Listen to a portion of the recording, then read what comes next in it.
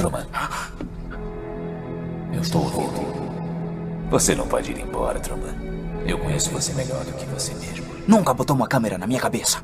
Você tem medo, por isso não pode ir embora. Cara... É...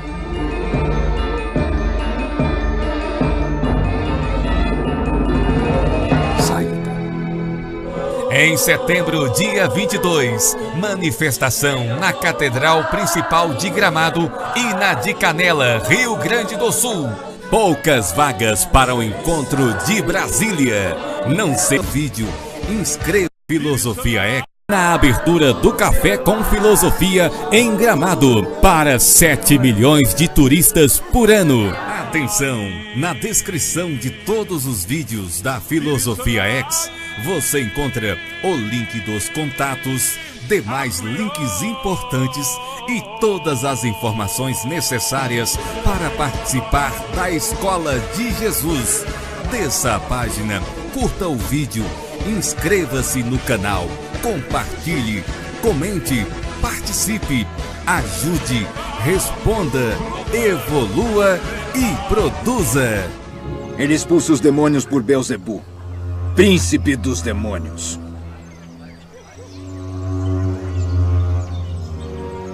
Portanto, eu vos digo, todo o pecado e blasfêmia se perdoará aos homens.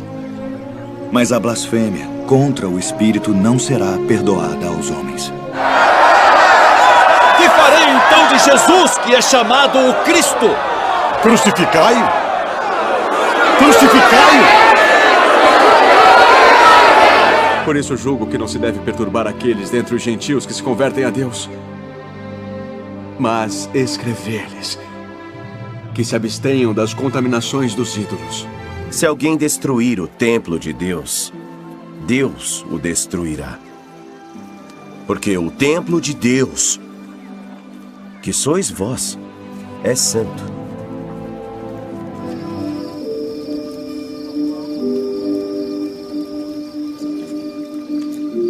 Ninguém, de maneira alguma, vos engane. Porque aquele dia não virá sem que antes venha a apostasia e se manifeste o homem do pecado, o filho da perdição.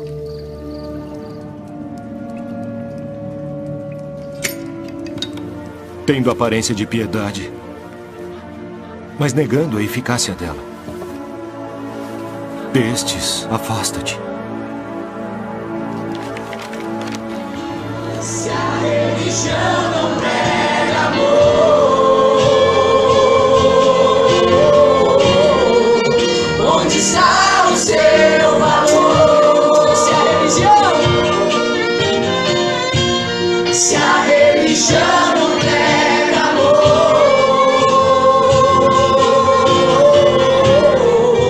onde está o seu valor?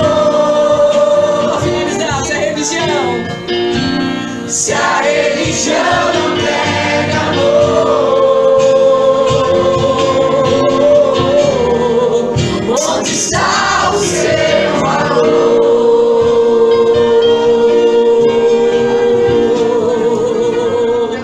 Uma salva de palmas.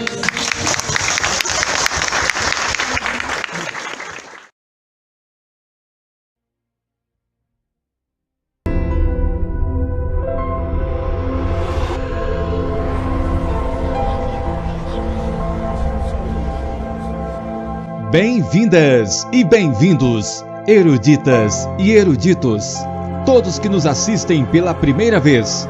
Está começando o programa Lux Mealex com Akel.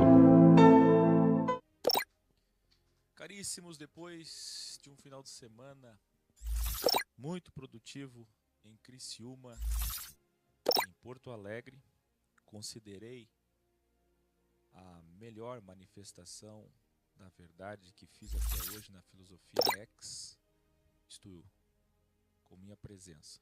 De todas, a mais produtiva, até pela movimentação, pelo número de pessoas, missa de hora em hora, na Catedral Principal de Santa Terezinha, em Porto Alegre.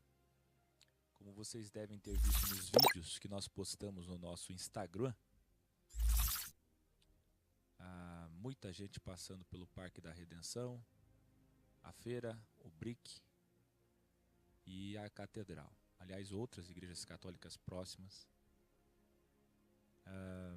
E essa catedral, essa igreja de Santa Terezinha, com missa de hora em hora. Então nós pegamos a missa das 10 às 11 e das 11 ao meio-dia. Quem de vocês está nos seguindo no Instagram? Instagram, até agora, tem sido uma ferramenta mais útil que o Facebook, embora eu não divulgo, e nós começamos há pouco tempo nela. Nós excluímos a nossa página mediante a votação de vocês, do Facebook, com mais de 20 mil pessoas, 20 mil curtidas, famílias, muitas vezes, então muito mais do que 20 mil pessoas. Mas fizemos isso porque o Facebook não é bem utilizado pelas pessoas, como por exemplo não são bem utilizados os grupos de WhatsApp. A fim de manter a qualidade daquilo que ensinamos, sem dar espaço e ocasião àqueles que procuram ocasião, os oportunistas que procuram espaço para fazer dali sua anarquia, sua rebeldia, sua confusão, nós saímos dali. Mas estamos no Instagram, que agora se chama Filosofia X. Então você que não nos segue lá, siga e acompanhe, porque muitas coisas eu posto só lá.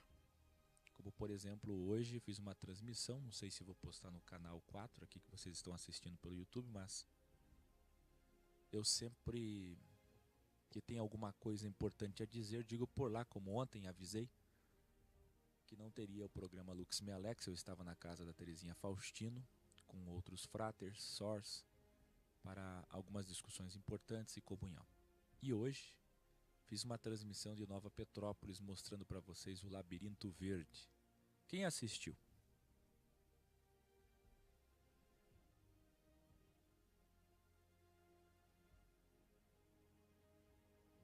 Como é?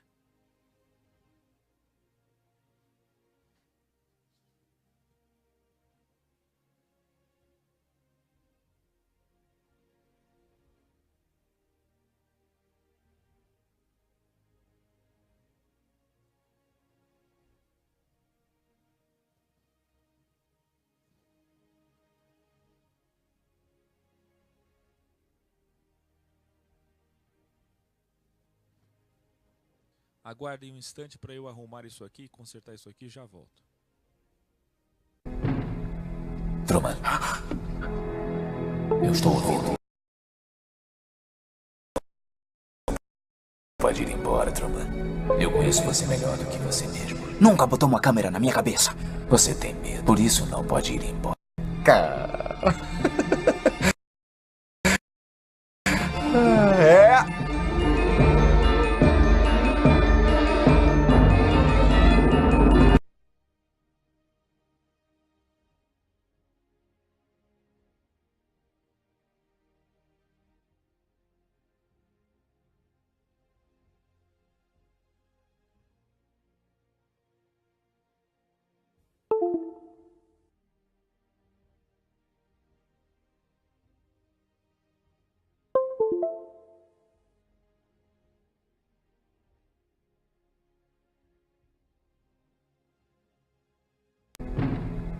Truman, eu estou ouvindo. Você não pode ir embora, Truman. Eu conheço você melhor do que você mesmo. Nunca botou uma câmera na minha cabeça.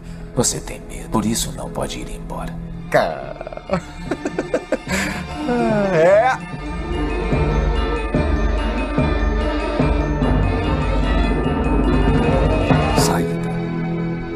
Em setembro, dia 22, manifestação na Catedral Principal de Gramado e na de Canela, Rio Grande do Sul.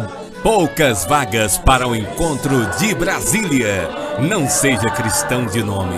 O sangue de Cristo está sobre você agora. É sua responsabilidade anunciar a verdade juntamente com os demais cristãos.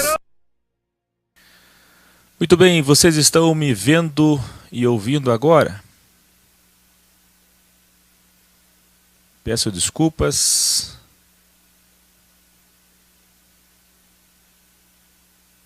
Mas acontece, né? Muito bem. Partimos daqui então tudo novamente. Eu estava dizendo que viemos de um final de semana muito produtivo com reunião da Escola de Jesus com quadro, sala de aula em Criciúma, de uma manifestação excelente em Porto Alegre, na Catedral Santa Terezinha, uma igreja com missa de hora em hora, de frente ao Parque da Redenção, com feira, passagem de milhares e milhares de pessoas, música, vendedores, brick, e as missas de hora em hora que nós pegamos as principais, das 10 e das 11 da manhã, entrada e saída das duas missas. Depois fomos almoçar em comunhão e sala de aula, Escola de Jesus, na associação da Abanerge, que a Terezinha conseguiu para nós lá. Considero que das manifestações que estive presente, foi a melhor manifestação da história até aqui da Filosofia X, sendo que nós temos pouco tempo de experiência com manifestações. Olha, vocês precisam nos seguir no Instagram, Instagram Filosofia X. Vocês participaram da votação e escrutínio decidindo a eliminação, a exclusão da página do Facebook com mais de 20 mil curtidas. Ali tem famílias, estão muito mais do que 20 mil famílias. Um trabalho de 6 anos que foi para o lixo. Mas porque as pessoas oportunistas que buscam ocasião estavam usando aquilo para anarquia, para Babel, para desordem. E como aquilo estava mais desorientando, desinformando que informando e orientando, fizemos uma votação mediante experiência de 6 anos e tantos meses. E estamos agora usando outras plataformas que são mais organizadas, desde que elas nos mostrem frutos. Uma delas, uma plataforma recente que estamos usando, e convidamos vocês a seguirem, é o Instagram. Quem assistiu ontem a transmissão pelo Instagram, coisas que eu só produzo lá, se realmente for importante eu trago para cá, para esse canal que você está assistindo, o canal 4 no YouTube, no programa Lux Me Alex. Mas se não for tão relevante, eu deixo lá mesmo. Quem já está nos seguindo no Instagram, quem não está, siga Filosofia X. Ali, nós publicamos um vídeo ontem avisando que não tinha programa Lux Me Alex porque estávamos na casa da Sor Terezinha Faustino, nos reunindo, comungando, discutindo melhorias, falando das coisas do bem, fazendo um balanço sobre como tudo foi, como tudo deve ser, e comungando em amizade fraternal ali com nossos irmãos. Irmãos no sentido mesmo de verdadeiros. Esse Instagram nosso é novo, pouca gente sabe, pouca gente segue, até porque eu não falo, não divulgo, mas por lá você pode assistir muita coisa. Por exemplo, quem assistiu hoje a transmissão que eu fiz de Nova Petrópolis, usando como metáfora ali o labirinto verde, o labirinto orgânico de Nova Petrópolis. Quem assistiu aquele vídeo de, eu acho que 5 minutos, onde eu falei sobre a verdade transformada em labirintos pelas sinagogas. E anunciei que hoje voltava aqui de Gramado, onde estou, para a Bíblia Original Codex Romanos ou Romiá, capítulo 11. Como sempre, tudo é especial na Bíblia, no que a Bíblia diz, e não no que dizem sobre a Bíblia. Vocês viram que a Débora separou essa minha fala e colocou lá no Instagram? Quem já viu? Compartilhe isso, coloque em seu status, em suas redes sociais, guarde no caderno, espalhe essa verdade. Guarde essa frase. Nós dizemos o que a Bíblia diz e não o que dizem sobre a Bíblia. Essa diferença, essa simetria é macro, magna, preponderante. É daquelas coisas que você não pode esquecer de guardar e falar na hora certa para as pessoas que ainda estão cegas. Para que ela abra seus olhos, para que ela entenda o que a Bíblia diz. Olha a diferença, a Bíblia diz, e não o que dizem sobre a Bíblia. É bem diferente. Eu prometi para vocês que eu ia falar como que foi o encontro numa manifestação em Porto Alegre. Então eu vou subdividir um vídeo agora falando sobre ela e respondendo perguntas rápidas, porque eu tenho pouco tempo para Romanos 11. Vamos lá? Truman.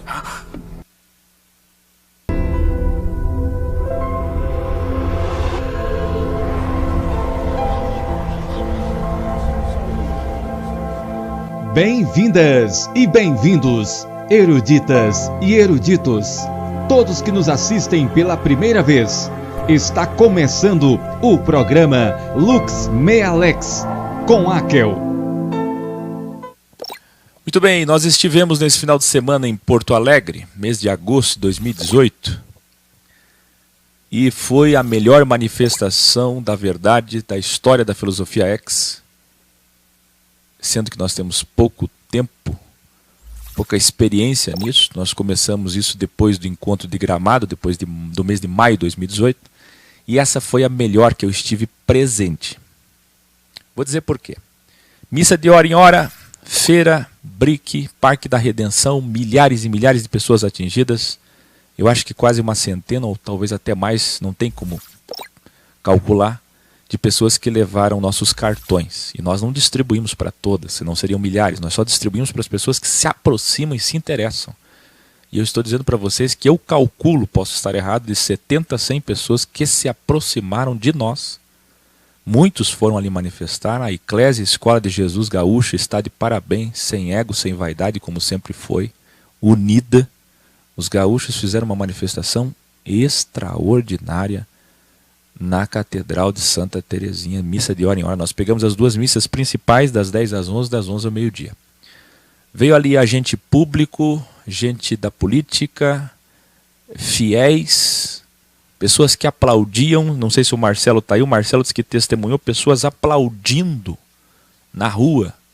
É assim, nós manifestávamos às vezes em frente ao parque, na rua, e às vezes atravessávamos, como vocês devem ter visto, a transmissão pelo Instagram. Depois eu vou mostrar o vídeo a partir de amanhã aqui no programa.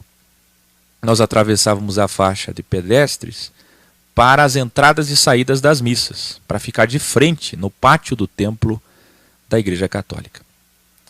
Então muita gente veio, muita gente aplaudiu. Eu vi uma senhora, a professora, né, Terezinha Faustino, dizer para ela, dizer para a nossa querida Sor Terezinha, aliás, xará dela, que ela é professora e que aquele evento, aquela manifestação, foi a melhor manifestação que ela viu na vida dela. Ela veio trazer a mãe dela na Igreja Católica, na missa, e aplaudiu. Também as duas que foram testemunhas de Jeová e hoje são da verdade absoluta, Jesus, a filosofia, Jesus, o próprio X. Duas que foram testemunhas de Jeová há muitos anos, que devem estar nos assistindo lá, testemunharam que duas pessoas chegaram nelas, e inclusive queriam patrocinar, saber como poderiam ajudar financeiramente essa manifestação, para que essa manifestação continuasse. Eu fui testemunha também de uma pessoa que dizia o seguinte: por que vocês não são conhecidos? Por que vocês não divulgam mais? Eu nunca ouvi falar de vocês. Enfim, aprovação assim de 70% a 80% na rua e de 10% a 20% ali dos que saíam do templo. Os fiéis que estão presos em quatro paredes, infelizmente, tem maior desaprovação. Mas, entre tantas coisas que eu poderia contar, quem foi comigo na manifestação e está no chat aí pode testemunhar. Onde estão as pessoas que foram comigo presencialmente nessa manifestação em Porto Alegre e estão agora aqui no chat? Onde estão? Manifestem-se aí, por gentileza, para confirmar de testemunha. Porque assim, nós não estamos ainda muito organizados, nós vamos arrumar essas coisas. Até vi a Karine dando uma excelente ideia de alguém ficar responsável para fazer as filmagens. Eu não levei minha câmera profissional dessa vez, mas alguém fazer as filmagens desses momentos marcantes Por exemplo, no final, tanta coisa que eu poderia falar, mas eu vou contar só o final rapidinho, por causa do tempo. No final, um casal que talvez até pode estar nos assistindo, se não me engano, o senhor Marcel e a sua filha se aproximaram com muita agressividade, ironia. E eu fui acalmando eles e falando com eles e resistindo eles. E eles queriam saber o porquê de tudo. E respondiam e não acreditavam. Tudo que eu falava eles não conheciam, eles não sabiam. E eu fui refutando, e eu fui dizendo, e eu fui dizendo. Aí chegou um professor de filosofia que também estava saindo da missa. E esse senhor que estava me questionando, ao ver o fiel, seu irmão católico, se identificar como professor de filosofia, ele pediu ajuda. O senhor é professor de filosofia, vem cá me ajudar. E aí começou a se juntar um número de fiéis ao meu redor. E veio mais um. E também veio um senhor negro, que eu já vou falar sobre ele, o que ele fez. Foi lindo demais. Cadê as testemunhas aí? Cadê a Dionita? Cadê o Marcelo? Cadê o Jorge Nilson?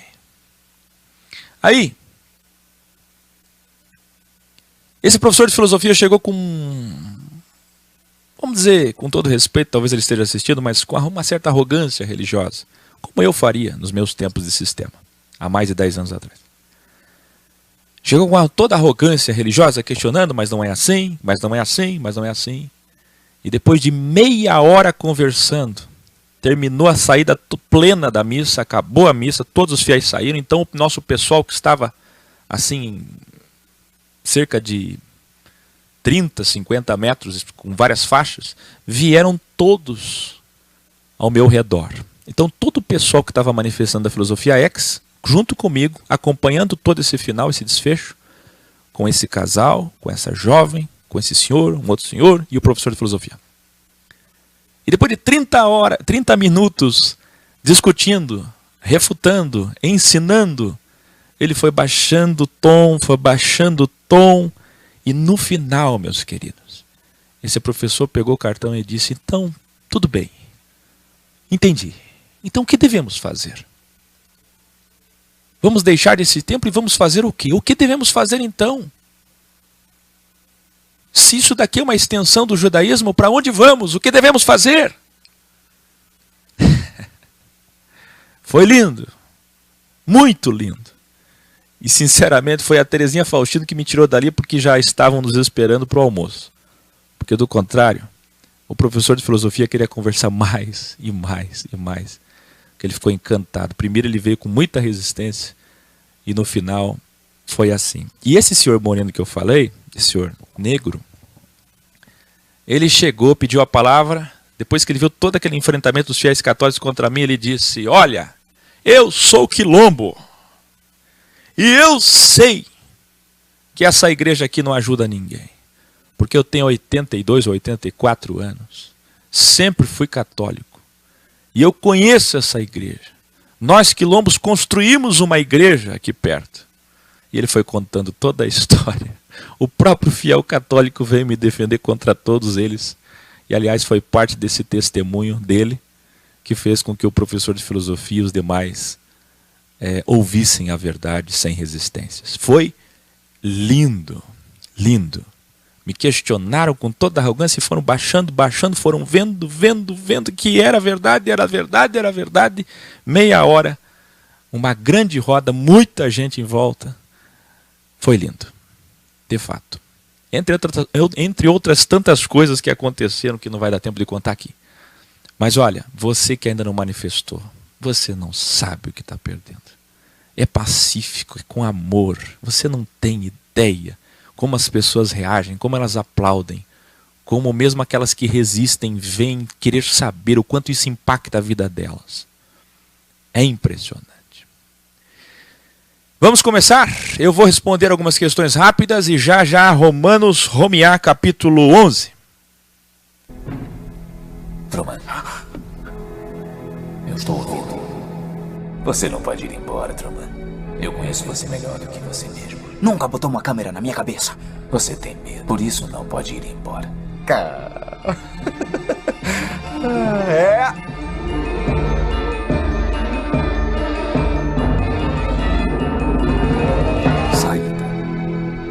Em setembro, dia 22, manifestação na Catedral Principal de Gramado.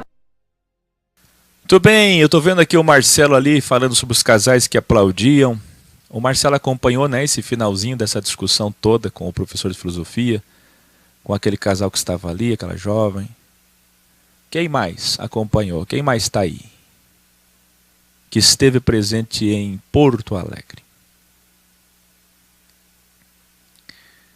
E depois uma extraordinária reunião com quadro, sala de aula, na Associação da Banerj, em Porto Alegre, foi também maravilhoso.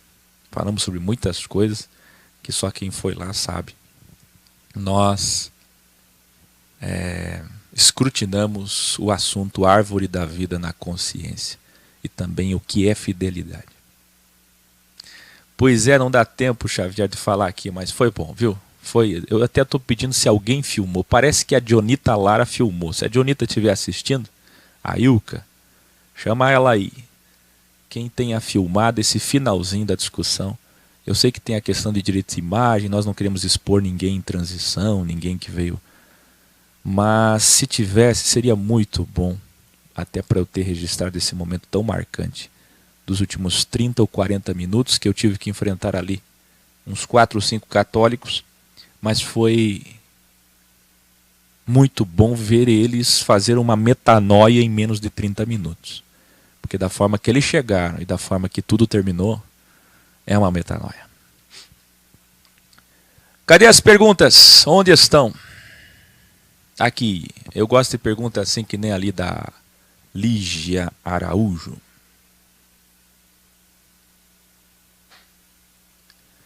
Assisti ao vídeo sobre arrebatamento do joio. Não ficou claro para mim o momento do joio retirado, na vinda do Salvador, em que os céus em fogo se desfarão e os elementos ardendo se fundirão. Minha querida, a transformação da matéria, toda a matéria geme com dores de parto, como Paulo falou no capítulo anterior, Romanos 10, e é isso que significa gemidos inexprimíveis e não o que cantam por aí. Ele está em você, o Espírito Santo se move em você, até com gemidos. Eles acham que os gemidos são as línguas estranhas, né? Gemidos é quando você ora sem palavras, só chorando. Gemido é porque você não sabe orar como convém orar, rezar. Nada disso. Nós explicamos isso no grau anterior. Pois é, essa expectação de toda a matéria que geme com dores de parto é porque a matéria é 6 elétrons, 6 prótons, 6 nêutrons, uma matéria do mal em transição que anseia, aguarda essa regeneração, essa transformação, essa metanoia da matéria, essa metamorfose material para uma matéria de luz 777, perfeita, sem dualidade, sem os deltas, tempo, espaço e matéria, presente, passado e futuro. Acabou. Eu falei um pouquinho sobre isso na escola de Jesus. Então essa transformação se dará na vinda de Jesus, que no arrebatamento. O arrebatamento do joio é no sentido de que todos os que são maus serão destruídos, aniquilados com fogo. É isso, aliás, que significa o fogo que eu também expliquei em Porto Alegre. Fogo, inferno, é lixo, é descartado. É aquilo que não é útil. O que se faz com uma coisa que não é útil? No original, inferno são partes inferiores, mas a raiz do porquê ele existe, do porquê esse lugar inferior existe, é lixo. Tanto é que Jesus estava olhando para um lixão em Jerusalém e disse, olha, isso daqui, esse lixo, é a metáfora perfeita para a condenação eterna. Tanto para a reologramação, quanto para a aniquilação, a inexistência. Não é que uma alma será aniquilada, literalmente. É a metáfora para você teve uma oportunidade de existir, de ser imortal, de ser como Deus é, a verdadeira existência, a vida eterna, e não soube aproveitar. Então, o arrebatamento do joio não é, ao contrário do que dizem, o antagonismo de um trigo, a dualidade de um trigo. Não. Joio é tudo aquilo que não é fruto, que não é aproveitado num fruto, que não é útil num fruto. Tudo que é descartado num fruto é joio. Eu até usei em Porto Alegre a tipologia da tribulação como crivo, porque tribulação no original é esmagamento, que é como se vocês estivessem espremendo uma fruta, um limão, uma laranja. O joio é maior. E o que fica depois de espremer, depois de atribular a laranja, de fazer uma tribulação, um crivo, de crivar a laranja, o que fica é o suco. E é o que Deus está fazendo conosco nesse grande crivo. E na grande tribulação haverá o grande, maior crivo, o macro crivo, como nunca antes. Aí depois de 7 anos desse período, e principalmente 1260 dias de grande aflição, que eu chamo de macro apocalipse, aí sim a matéria vai ansiar ainda mais por essa transformação. E vai acontecer essa transformação, e é nesse momento, depois de 1260 dias de dor, que o Senhor vem acabar com a dor. E todos aqueles que estiverem aqui e que não venceram o crivo e ainda estiverem vivos serão destruídos por ele. E todos aqueles que já tiverem morrido e também não venceram o crivo irão para a rehologramação ou serão aniquilados por ele. A matéria será aniquilada, toda a matéria será aniquilada, toda a matéria será transformada. E o jardim do Éden volta ao seu estado original, porque hoje a sua consciência tem um jardim do Éden. Eu falei sobre isso nos vídeos anteriores, mas me aprofundei apenas em reuniões presenciais. Em breve vocês verão essas reuniões transmitidas também pelos nossos canais. É uma das mudanças que vem aí. Entenderam? É só assistir todos os graus que vocês têm as respostas. Vocês precisam se esforçar. Eu tenho que falar isso sempre. E não é porque vocês têm que assistir horas e horas para ter uma resposta. Não. É porque essas horas e horas vão mudar a vida de vocês completamente. Pergunte às pessoas que já assistiram horas e horas. Pergunte para elas se vale a pena. Liga para alguém agora no WhatsApp. Pergunta aqui no chat agora. Alguém que tenha assistido todos os graus, ou quase todos os graus, ou muitos graus, se vale a pena. Se tem valor. Pergunta. Porque de repente a pessoa diz, olha, não vale a pena. Não perca seu tempo. Pergunta para eles se a vida deles mudou. Tá bom? Vamos começar já? Não, tem mais uma pergunta bem de frente a mim aqui. Eu vou ter que... A escuridão, a Melina está perguntando o que é a escuridão na porta de saída. Minha querida, eu não fiz o filme Show de Truman. Se eu fosse o roteirista, o diretor do filme Show de Truman, eu teria colocado luz no Exit, na porta de saída. Mas não há nenhum problema de ter trevas ali. Até porque, se você assistir bem o finalzinho, você vai ver que ele está saindo de um estúdio. E toda a porta de estúdio, na saída da porta de um estúdio, toda a cidade é um estúdio. A própria cidade é uma cidade cenográfica. Quando quando você sai de um estúdio, você tem geralmente um corredor escuro. Isso em qualquer sala de televisão, qualquer ambiente. Você sai de holofotes e tem uma sala escura. Por isso que eles fizeram assim. Agora, se fosse nós, com o entendimento que nós temos, nós teríamos colocado muita luz. Mas não somos nós que fizemos o filme, por favor. Apenas tenham como metáfora. Embora o Senhor habita nas trevas, não é? É só se afastar um pouquinho aqui da terra e voar em direção a algum lugar, que você vai ver que o que mais tem nesse universo são trevas. Mas esse é outro assunto. Por que de ser crivado novamente os salvos no milênio? Deus já não crivou o suficiente? Bom, essa pergunta é bem difícil. Eu falei sobre isso nos 3 vídeos sobre Jardim do Éden. Como tudo começou, terminará. Você vai ter que assistir lá, porque eu já estou atrasado, 22h25. Mas fique tranquilo, quem é do bem é do bem. Quem é filho de Abel é filho de Abel. É só para a história ter coerência, para as pessoas terem direito às instâncias, assim como nas seções jurídicas da Terra, nas esferas jurídicas da Terra, nas instâncias jurídicas da Terra humana. Primeira instância, segunda instância, terceira instância. Vocês já viram como é que funciona o sistema jurídico mundial, até nos países menos burocráticos possíveis? Mesmo lá, qualquer nação, a mais extraordinária nação, vamos pegar aqui a Suécia, a Dinamarca, a Noruega, o sistema jurídico lá tem a sua burocracia, porque você tem que dar direito de resposta, de defesa ao acusado. E é isso que Deus está fazendo. Por isso que ele criva. Na verdade, o crivo não é necessariamente um crivo, mas é um direito de definição, de resposta, de revelação, de revelar quem é quem de fato, para que só entre lá quem de fato merece ser imortal. Então não tenham como Deus ficar crivando desnecessariamente, não, mas é só para a história fazer sentido e para que no final nunca ninguém possa dizer que ele não provou e não teve provas de processo. Prestem atenção, provar, crivar, é o mesmo que ter provas. Eu tenho que provar para ter provas. Quando os policiais querem provas, a polícia científica faz o quê? Faz uma perícia. A Polícia Civil faz o quê? Uma investigação. A Polícia Federal faz o quê? Uma investigação. Eu não tenho como ter provas sem crivar, sem entrar numa casa, revirar documentos, abrir janelas, portas, gavetas. Tá entendendo? É assim que funciona. Então é isso que Deus faz. Deus mexe com tudo para poder ter provas de tudo. E essa história ser justa. Não, eu não estou eufórico, não, eu estou apressado. São 22h30, o tempo não para, eu tenho muita coisa para falar. Vai começar agora, por favor, silêncio. Truman, eu estou ouvindo. Você não pode ir embora, Truman. Eu conheço você melhor do que você mesmo. Nunca botou uma câmera na minha cabeça. Você tem medo, por isso não pode ir embora.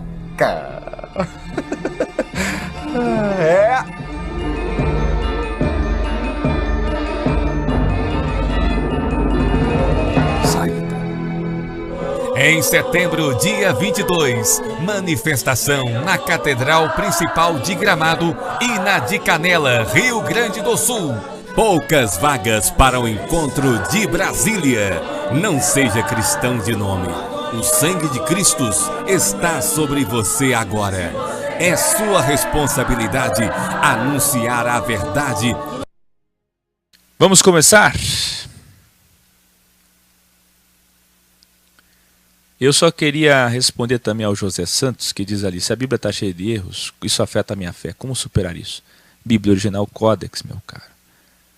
Os erros não são erros, são apenas interpolações para poder corroborar, substanciar, consubstanciar os dogmas, os preceitos, para criar um labirinto do caminho único e reto, simples. O que nós estamos fazendo é descomplexar, descomplicar, simplificar, explicar para vocês o que diz a Bíblia. Porque a Bíblia, da forma que foi traduzida, ela não se explica, ela complica, ela confunde. Vamos falar a verdade? Pega esses capítulos de Romanos, coloca na mão de uma pessoa e diz para ela interpretar. Quem vai ser capaz de interpretar corretamente? Olha, dá para contar nos dedos no mundo. É muito difícil. E como é que você enxerga isso? Dom. É por isso que eu estou aqui, é por isso que eu tenho motivação de estar aqui de graça. E é por isso que o senhor está aqui, José Santos. Então como é que pode ter dúvida? Como é que pode não ter confiar e confiança, fé? Se eu estou aqui, a própria fé me faz estar aqui. A verdade é só você comparar, ouvir, comparar, ver, verificar, comprovar. E isso tem que te produzir fé. Aliás, Paulo acabou de dizer aos romanos que a fé vem por esse ouvir, por esse entender.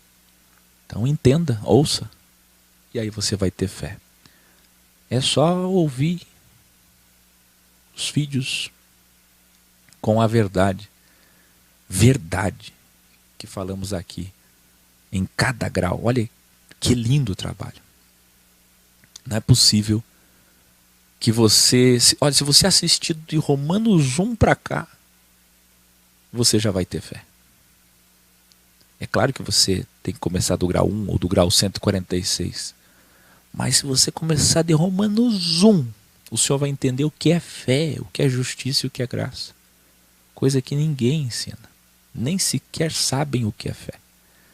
Tá bom, José Santos? Eu só parei aqui porque vi que era necessário. Vamos começar? Romanos ou Romear, capítulo 11. Paulo vai fazer a conclusão final do que iniciou no capítulo 9, perguntando se o afastamento pleno, que é a apostasia, do povo de Israel era permanente, se não haveria mais solução para eles. Vocês sabem que nós costumamos ensinar, desde o vídeo Matemática de Deus, e Paulo falou sobre isso nesses capítulos de Romanos. Jesus falou sobre isso, a matemática que envolve rata, pecha, avon, apostases. Rata, erros pequenos, a gente vai rateando e volta, como eu falei na reunião em Porto Alegre. Pecha, vai peixando e volta, mas é perigoso. Avon é quando a gente sai do caminho e muito dificilmente consegue voltar ao caminho. Avon é iniquidade, não pode errar. Quem é salvo, quem é vencedor do crivo, quem é do bem, não erra avon. Eu conheço um homem que errou a Avon e conseguiu voltar para a pista. Chama-se Davi. Mas olha, pagou um preço muito caro. O trauma é muito grande, a consequência é muito grande, a dor. Então a Avon nós não podemos errar. E depois vem a apostasia que é o descaminho pleno, completo. Então existem esses erros no individual e no coletivo. Aqui, Paulo está aplicando no coletivo. Igreja, congregação, escola, Israel é coletivo. Ele está dizendo que Israel se desviou de tanto, tamanho foi o desvio de Israel, o descaminho, que a grande pergunta final é: tem como Israel voltar? E como diz a etimologia, a raiz, prestem bem atenção, para vocês não deturparem as minhas palavras e as palavras de Paulo. Como diz a etimologia, apostases é aquilo que não tem mais volta. Eu vou fazer uma pergunta a vocês. Se eu tirar um galho de uma árvore, tem volta? Se eu machucar só um pouquinho o galho, tem jeito? Tem. Machucar um pouquinho mais, tem jeito? Tem. Se eu machucar bastante, mas não chegar a arrebentar, tem jeito? É quase impossível, mas muitas vezes cicatriza e consegue ter a seiva, o alimento e continuar ali, sobreviver. Agora, se eu arrancar o galho com toda a força, tem como colocar de novo? Volta. Se eu arrancar meu dedo agora, tem como colocar de novo? É praticamente impossível. Mas existe o enxerto. E o enxerto só o Pai pode fazer. Só o Criador. E é sobre isso que Paulo vai falar aqui em Romanos 11. Revelare. Israel ficou apostatado da verdade por 1500 anos. Se nós formos pegar desde Abraão, 2000 anos. E agora a igreja formada por pagãos e judeus convertidos estão na segunda apostasia por 2000 anos. Por que isso aqui é revelare, Áquil? Como não ser revelare? Diz para mim. Alguém aqui já ouviu falar em duas apostasias?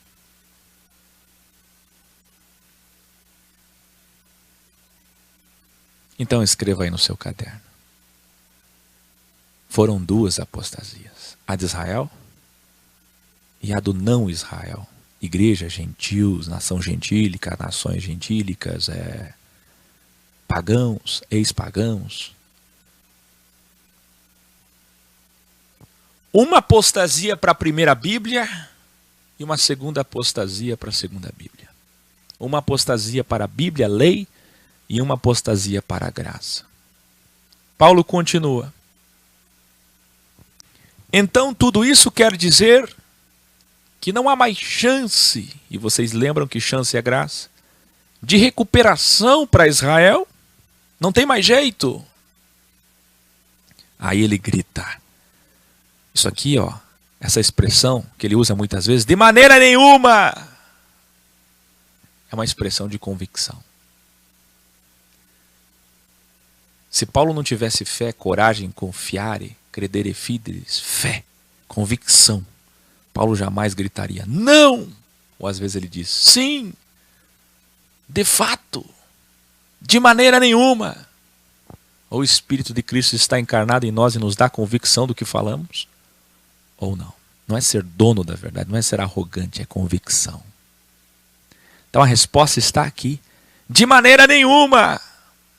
Aí ele disse, eu mesmo sou israelita, descendente de Abraão, da tribo de Benjamim. O Criador não rejeitou o seu povo. Povo este que ele, por sua onisciência, conhecendo todas as coisas, a ciência de todas as coisas, já sabia que tudo isso aconteceria. Ou seja, quando ele escolheu e separou uma nação dentre 72, ele já sabia o que esse povo faria. E no final de todo o capítulo 11 você vai entender por que Deus, mesmo assim, fez o povo de Israel. Vamos lá? Vocês não lembram da passagem da Bíblia sobre como o profeta Elias clamou ao Criador contra Israel? Ele disse: mataram os teus profetas, derrubaram os teus altares. Quando esses altares existiam, hein? Nós estamos falando em espelho, em sombra.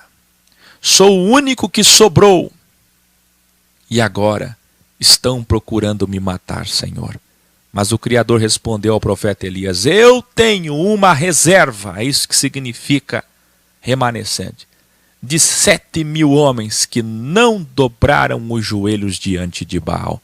Mas há que o Paulo não acabou de dizer em Romanos 2 que a consciência dos pagãos é a própria Bíblia deles?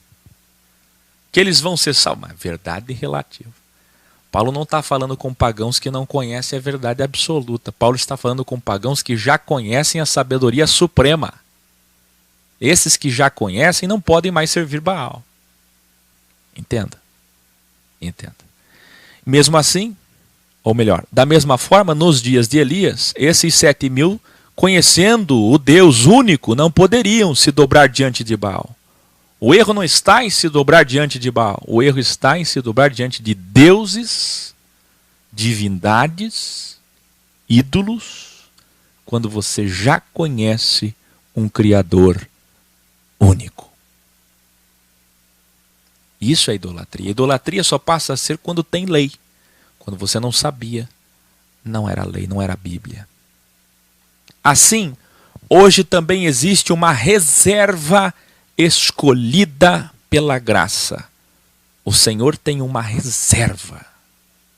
Você sabe quem são vocês do ex? De ex significa destacado, diferente, que encontrar na porta de saída, exit. Sabe quem são vocês, que significa cristão? Ex é o próprio Christus, a porta de saída, Dálat, João 10. Sabe quem são vocês? Vocês são a reserva. A reserva da apostasia da graça. Escreva isso no seu caderno. Nós somos a reserva da apostasia da graça. Nós já tivemos a apostasia da lei e agora estamos tendo a apostasia da graça. Escute. Homens que são alcançados mediante esta chance, graça, oportunidade, e não através da obediência e mérito, pois graça é a escolha divina mediante sua justiça. Quais são seus critérios? A quem ele dá chance, oportunidade? Mediante sua justiça. E não mediante a justiça dos bíblias, dos homens religiosos, do julgamento lá da tua igreja. Deus tem pensamentos bem maiores que os seus, bem mais elevados, evoluídos e maiores. Ele vê de cima. Eu sempre costumo dizer, você quer conhecer o Criador? Olhe de cima. Voe, suba, eleve. Porque se você ficar aqui embaixo, medíocre, com essa visão pobre do sistema religioso, que a Bíblia pode produzir sem um mestre, você nunca vai conseguir enxergar. A tua justiça é fraca. Você não entende nem o que é graça. Revelare.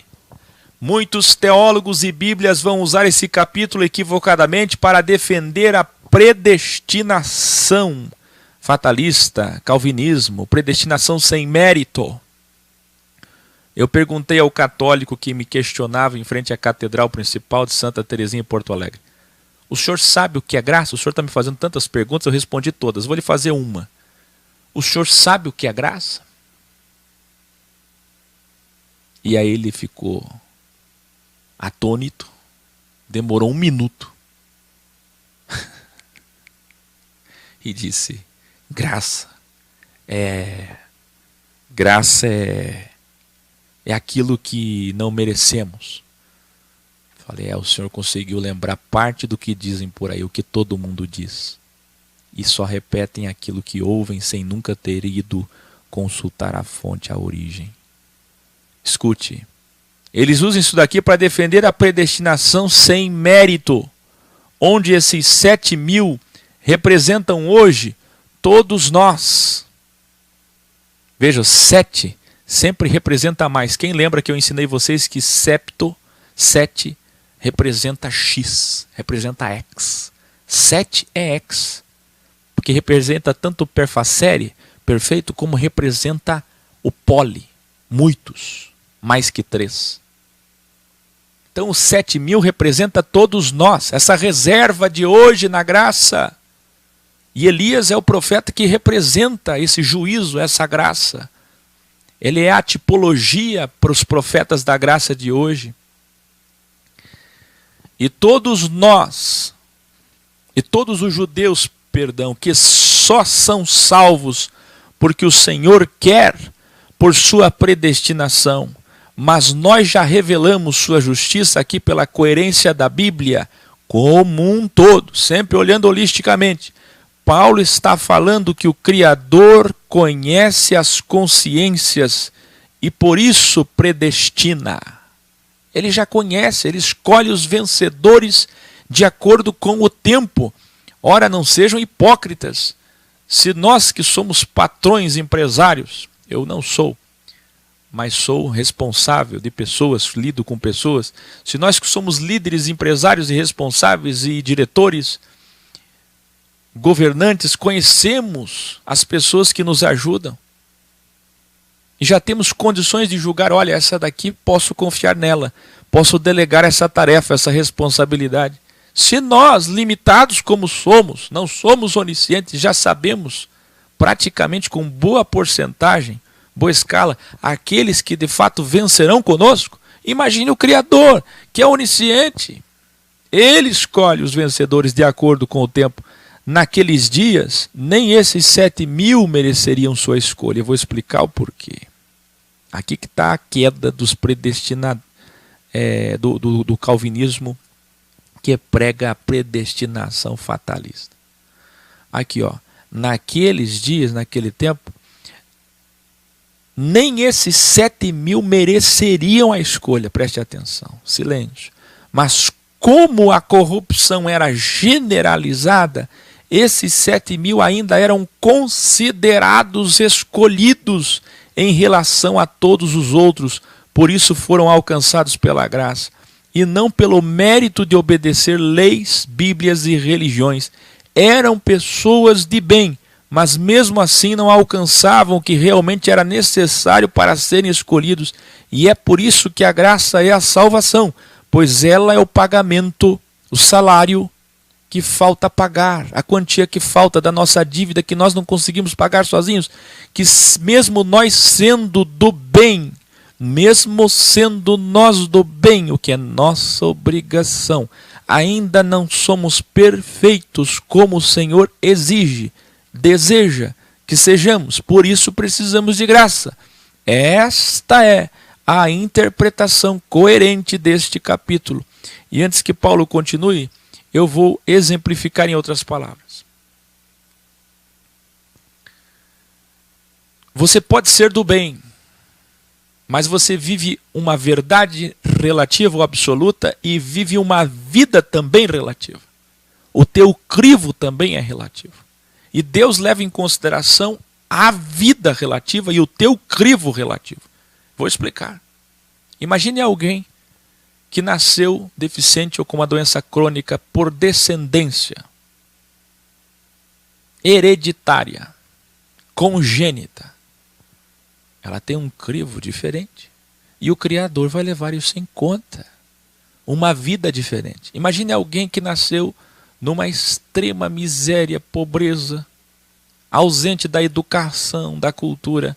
O Criador vai levar isso em consideração. É claro, ele é justo. É essa diferença que Paulo está tratando aqui. Dos dias de Elias. Eram 7.000, uma reserva, um remanescente. Mas por quê? Preste atenção. Só tinha Elias adorando o único Deus, sabendo eles quem era esse único Criador. Todos os outros já estavam na idolatria, encantados com o paganismo, mesmo depois de conhecerem a verdade absoluta. E é nesse caos moral, ético, social que o Criador diz, mas tem 7.000 aqui. Ou seja, tem não necessariamente 7.000. 7.000 pode representar apenas isso que sempre representou um número X, uma incógnita, um X. Ou seja, tenho muitos aqui. Não é só você, Elias. Não é literalmente 7.000, mas tenho muitos. Muitos. Centenas ou milhares de pessoas de bem no mundo que ainda vivem em sua verdade relativa ao bem. É isso que a Bíblia está falando. Aí o que eles fazem? Eles pegam esse texto, os calvinistas, o pessoal da predestinação, presbiterianos, distorcem e infelizmente trazem que o Criador faz qualquer coisa quando Ele quer. Aí vem os arminianistas, como a Assembleia de Deus, quadrangulares, pentecostais, e dizem também, segundo a soberania de Deus, a teologia da soberania de Deus, que Deus escolhe os salvos, que Deus escolheu você, você é especial. Se você está na igreja, se você se batizou, se você toma ceia, se você está ali na Eucaristia, olha, você é um escolhido. Os outros foram escolhidos para a perdição. Você foi escolhido para a salvação. Não caiam nisso. Isso é um equívoco. Assim como é um equívoco a interferência de Deus. É um dos grandes erros da teologia, a interferência do Criador sem propósito. Israel buscou tanto a perfeição, continua Paulo, mas só os escolhidos, isto é, os vencedores, conseguiram através da graça. O que é isso? Mesmo que você seja bom, isso é tua obrigação, você não vai conseguir pagar os teus erros. São muitos erros. Como eu ensinei em Criciúma e Porto Alegre, desejo é erro. Não precisa materializar. Então nós temos desejos de mal o dia todo. Alguns mais, outros menos, mas todos nós temos desejos de mal. E desejar o mal é erro. Não somos perfeitos. Enquanto formos duais, como disse Paulo, essa natureza minha geme com dores de parto. É isso que significa gemido inexprimível original dos capítulos anteriores, graus anteriores, que eu espero que vocês aprendam e nunca mais saiam por aí citando a passagem de gemidos inexprimíveis equivocadamente. Então o que Paulo está dizendo é, ninguém vai conseguir pagar essa conta. Por isso Jesus vem ajudar com a graça, com esse pagamento. Graça também é dom, lembra? E dom é pagamento. Dom é presente. Dom é no sentido de você não fez nenhum trabalho, mas mesmo assim eu estou te dando esse dinheiro. É um presente. Graça a esse pagamento. Os que queriam se justificar pela Bíblia, diz Paulo, receberam do Criador rigidez. Sem a graça, a tua Bíblia diz endurecimento, aí você fica sem entender. É rigidez. Sem a graça, receberam mais leis para que não conseguissem sozinhos, pois sua motivação era egoísta, orgulho. Como está escrito na própria Bíblia, aí Paulo vai citar Deuteronômio 29:4, Isaías 29:10. O Criador fez eles adormecerem, olha o original, sonolentes, olhos que não podem enxergar e ouvidos que não podem ouvir até o dia de hoje. Revelare. A raiz aqui no original de adormeceram, ou adormecerem, é sonolência no sentido de hipnose. Eu não sei se você sabe, mas hipnose é um sono, êxtase, transe. Ou seja, o Criador hipnotizou os bíblias, os legalistas, os fariseus, o espírito dos fariseus, não diretamente, mas através da própria escolha deles. Pois, quando escolheram se auto-justificarem pela Bíblia, pela lei, pela religião, mais leis ainda receberam. Ou seja, o Criador está revelando aqui, Paulo está revelando aqui em Romanos 11, que o próprio Talmud, os 613 preceitos da lei, é uma consequência do erro deles. Quando eles criaram aqueles preceitos da interpretação da lei, o próprio Paulo está revelando. Quando eles fizeram aquele relativismo legal da Bíblia para poderem ser mais santos, mais justos, mais religiosos, mais obedientes, mais obras, eles na verdade estavam entrando na apostasia. Eu não sei se você está entendendo, mas uma igreja, quanto mais dogmas ela cria, um cristão, quanto mais preceitos ele cria, mais afastado de Deus ele está.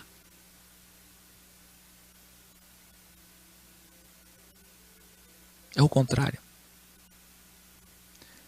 A pessoa geralmente, quando ela fez muita coisa errada, consciência acusa, ego, acusador, o diabo aqui, na sextra, e ela vai escolher o quê? Uma religião islâmica, um judaísmo ortodoxo, messiânico, nazareno.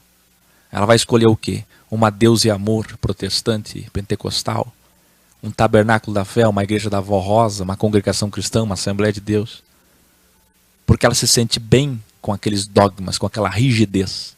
E mal sabe ela que a rigidez da lei é a apostasia. Porque é o teu ego querendo se justificar. É você procurando formas de se santificar, como se fosse possível pagar a conta. Quando você escolhe uma denominação rígida, cheia de regras, você está dizendo o seguinte: Jesus não precisava ter descido. Porque se ele já veio para pagar a conta que não pagaríamos, como pode você ousar querer pagar através de um ciclo, de uma encíclica dogmática, cheio de regras, de credos, de normas, de santificações vãs? Eu vou repetir aqui o que diz Paulo. Pois quando escolheram se auto-justificarem, que é o que faziam os fariseus, quem colou desde o grau 146, lembra Jesus refutando os religiosos todo dia. Qual era o problema dos religiosos? A auto-justificação, a auto-santificação. Se auto-justificarem pela Bíblia, mais leis receberam, mais rigidez, mais endurecimento, mais estreitamento do caminho religioso, sem a graça de Deus. E assim foi impossível chegar na santidade, que é perfeição.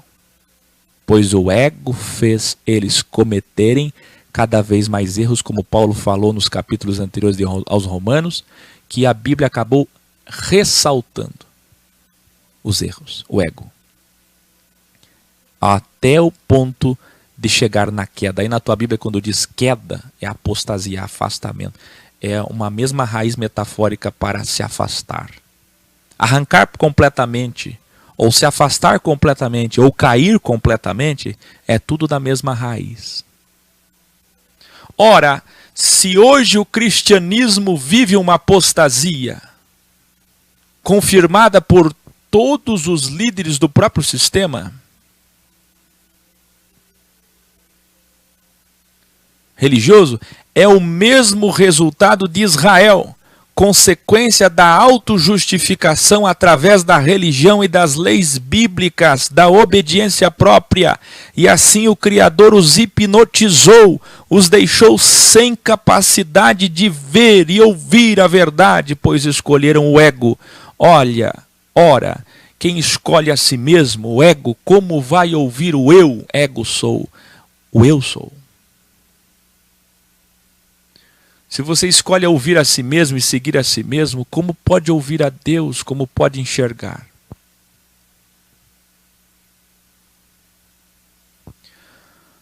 Escute, o Senhor é o eu sou. Quem diz eu sou a igreja, como hoje na grande apostasia dos desigrejados, ou quem diz em uma igreja, igrejado, em uma sinagoga diz sou fiel, sou justo, sou santo, mediante essa autojustificação religiosa, ou obediência à Bíblia, já está hipnotizado por Deus. Eu escrevi como título desse grau: a Bíblia, vista pelo ego, levou os cristãos à apostasia, mas eu podia colocar: Deus, o Criador, hipnotizou os judeus e os cristãos nas duas apostasias. A apostasia é o próprio Criador colocando você em sono profundo, em transe. Não diretamente, mas pelo teu orgulho, como consequência do teu orgulho, como vai ficar evidente agora. Você já está hipnotizado em sono profundo, precisa acordar. O seu ego, o diabo, eu sou, precisa ser substituído pelo eu sou. A vontade soberana não reina na sua vida. Por que ele disse que tem que carregar a cruz? Porque tem que sentir dor. Porque tem que renunciar ao ego. Ora, quando nós aceitamos nosso ego, nós sentimos prazer. Mas quando nós renunciamos nosso ego, nós sentimos dor. E ser cristão é sofrer. Ser cristão é sentir dor. Aí Paulo continua, agora ele cita Davi, Salmo 69, 23 e 24, abre aspas. Que o bem-estar deles se transforme em laço e armadilha. Cadê o Deus bom da Bíblia? Não, isso aqui é coisa do diabo. Olha aí. Que o bem-estar deles se transforme em laço e armadilha. Pedra de tropeço. Consequência e punição para eles. Iluminare. Vê como temos revelado, a Bíblia é um laço. Nós revelamos nos capítulos anteriores que Paulo disse sobre a pedra de tropeço, uma armadilha. A Bíblia é uma armadilha, a Bíblia é uma pedra de tropeço, a lei, o legalismo. Se o homem religioso abri-la com ego. Paulo continua. Seus olhos ficarão em trevas, continuando a citação de Davi, e não conseguirão enxergar, e suas costas, seus lombos, perto do seu quadril, ficarão encurvadas, em pleno desânimo para sempre, isso que diz o original. O que é pleno desânimo? O que é uma coluna, uma costas, lombos encurvados, trêmulos, que é o que diz o original? É desânimo, cansaço, inércia, apatia. É tudo que eu tenho revelado, é tudo que eu tenho falado. Iluminare. Nesse texto vemos que inércia, apatia, medo, cegueira espiritual são sintomas claros da apostasia. E a apostasia é a punição de Deus. É a punição, a consequência para aquele que foi um dia Bíblia, autojustificativo, autojustificante, egoísta. Eu não sei se você está entendendo que um dos sintomas, será que eu estou na apostasia? Será que eu estou no caminho ou estou longe do caminho? Será que eu estou enxertado na árvore ou eu já sou um galho caindo, um galho arrancado? Olha aí, olha aí. Primeiro sintoma, inércia. Segundo sintoma, medo. Terceiro, cegueira, por causa do ego. Não enxerga. Mas como assim não enxerga? Sim, está todo mundo enxergando e você não. Paulo continua. Indago a vocês novamente. Os israelitas religiosos se afastaram ao ponto de não poderem mais retornar? Paulo voltou à mesma pergunta que ele começou no capítulo. A indagação é: a apostasia não tem mais jeito? De fato, etimologicamente não tem mais jeito. Volto a perguntar para vocês como Paulo voltou a perguntar. Arrancando o galho de uma árvore, tem como colocar de novo? Paulo vai mostrar o lado bom, o lado positivo desta apostasia. E Paulo vai dizer que como Criador é o Todo-Poderoso, ele pode fazer o que ele quiser. Mas mesmo depois de ter arrancado o galho? Sim, mas em outros tempos. E não para aquele mesmo povo. Passaram-se milênios. Aí ele diz com convicção, de maneira nenhuma. Ao contrário. Ele está dizendo, ainda tem jeito. Sabe como que tem jeito? Por causa deste afastamento que os pagãos hoje podem encontrar o caminho. É graças a essa grande queda e apostasia, a primeira apostasia da primeira Bíblia dos judeus, que eu e você brasileiros, que eu e você americanos, japoneses que me assistem agora e todos que não são judeus, europeus, todos vocês africanos, nós podemos encontrar o caminho. E isto provoca ciúmes, como ele falou no capítulo anterior, nos israelitas religiosos. E se o afastamento deles significa salvação para o mundo, Israel foi diminuído para o crescimento de nós não-judeus até o dia da restauração. A tua Bíblia fala agora em plenitude, provavelmente, revelare. Aqui a raiz para a plenitude está apontando que, assim como Israel caiu e abriu oportunidade, isto é graça, para os pagãos, crescendo nós e diminuindo eles, também depois eles voltarão a crescer e nós diminuiremos. Pois tudo é dualidade, você vê? Pois como tenho vaticinado, preste atenção isso aqui. A terceira e a quarta guerras mundiais reduzirão as nações gentílicas. 2/3 morrerão. Vocês lembram? 66,66666% dos habitantes da terra vão morrer. Só então Israel assumirá sua posição de cabeça das nações, cumprindo assim todas as profecias da Bíblia. Revelare.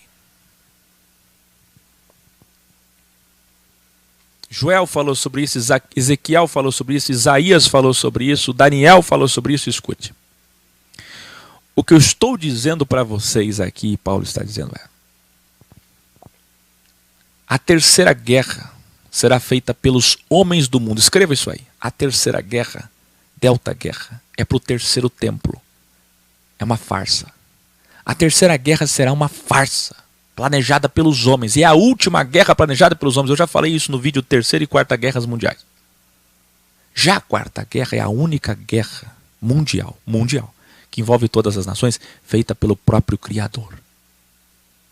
A terceira guerra é feita pelos homens, com a septa interferência divina para o mal, com legitimidade deles, para que ele possa aparecer, a sexta, a mão esquerda do Senhor encarnada, o iníquo, o antimachia, o Messias para os judeus.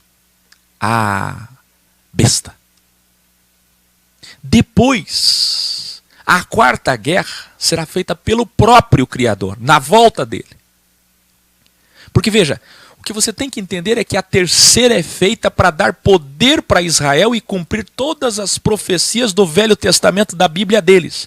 Todas as profecias de Joel, Ezequiel, volto a dizer, Isaías, Daniel, todas vão se cumprir com a terceira guerra. Então eles vão fazer uma falsa guerra, uma terceira.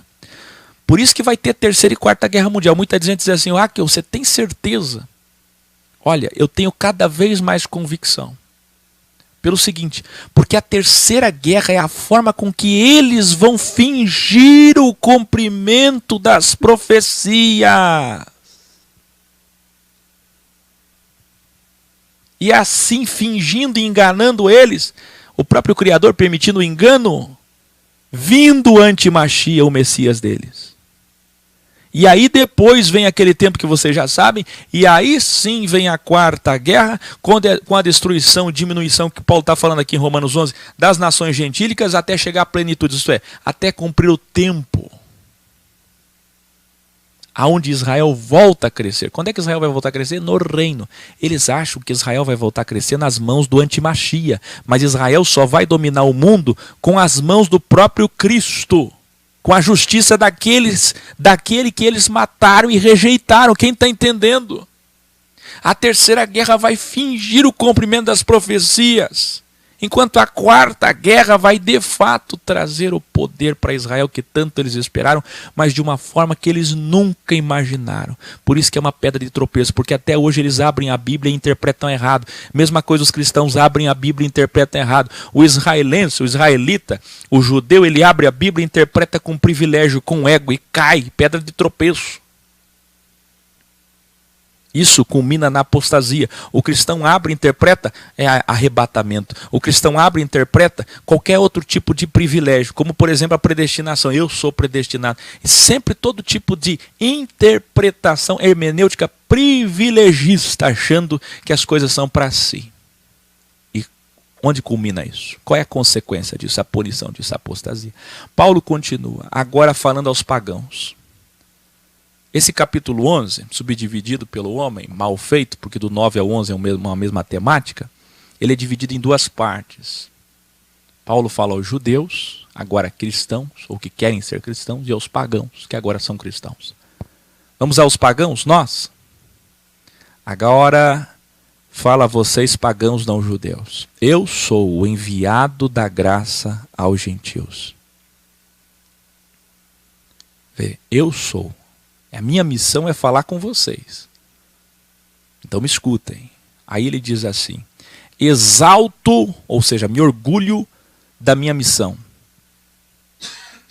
na esperança de que, de alguma forma possa provocar ciúme em meu próprio povo e salvar alguns deles. Por que ele tem essa liberdade? Porque o Espírito de Cristo está encarnado em Paulo. E Paulo sabe, ele falou isso nos capítulos anteriores, que Deus, através da primeira Bíblia, provocaria ciúmes em Israel. Sabe por que um dos meus maiores apelidos é dono da verdade? Provavelmente era o mesmo apelido de Cristo, de Jeremias, de Paulo. Porque toda pessoa que estuda muito e conhece o que Deus falou, ele fala como se Deus estivesse falando do tanto que ele conhece, e de fato Deus está falando, como do tanto que ele conhece Deus, o seu dossiê, o seu legado, a sua missão e tudo que ele falou, assim diz o Senhor, assim diz o Senhor. Ele conhece tanto a mente de Deus pelas palavras de Deus, que ele fala com convicção, porque ele estudou e conhece. Aí quem nunca estudou, nunca se esforçou, e acha que pode ser mestre, pode julgar o mestre, vai dizer, é dono da verdade, porque ele nunca estudou. Então olha a convicção de Paulo. Se você olhar isso daqui, parece que Paulo é dono da verdade e arrogante. Exalto a minha missão na esperança de que, de alguma forma, possa provocar ciúme em meu próprio povo e salvar algum deles. Mas é amor. Por que a gente fala com convicção? Para salvar alguns de vocês. Como um dia eu fui da sinagoga de vocês. Cristão de Constantino, Lutero e Calvino como vocês. E Paulo faz a mesma coisa aqui. Aí ele diz, pois se a rejeição deles é a reconciliação do mundo, olha que lindo. E se a rejeição é reconciliação, isto é, metanoia, imaginem o que será então quando eles aceitarem. A aceitação deles trará a vida eterna e o reino, que é a plenitude. Você entendeu como é que é a justiça de Deus? Se a rejeição de Israel nos salvou, imagina quando Israel olhar para cima e reconhecer o Messias em sua volta após a Quarta Guerra Mundial. Nos trará o reino. E é exatamente nesse momento que o reino começa, quando eles aceitarem. Vai ser tão impactante quando os israelitas finalmente confiarem no único e verdadeiro Deus que veio em carne e eles mataram. Vai ser tão extraordinário, mas tão extraordinário, que imediatamente nesse momento vai começar o reino. Deus escolheu esse momento para que o jardim do Éden volte à terra. O reino que eles tanto esperaram. Você está entendendo que o reino não começa enquanto não aceitar? Olha como é que Deus é. Olha como é que ele trabalha, olha como é que ele pensa. Enquanto Israel não me aceitar, eu não começo. Então você fica aí dizendo, Maranata, vem logo Jesus, começa a grande tribulação. Nós temos essa ansiedade. Mas não adianta. Digo, nós devemos ter, mas não é por ela que alguma coisa vai se abreviar, vai antecipar. Porque ele só vai se manifestar quando da aceitação deles, na aceitação deles. Paulo continua e agora ele cita Números 15, 19 e 20. Se é especial o que na tua Bíblia está santo, a parte da massa que é oferecida como os primeiros frutos, toda a massa também é. Se a raiz é escolhida, os ramos também o serão.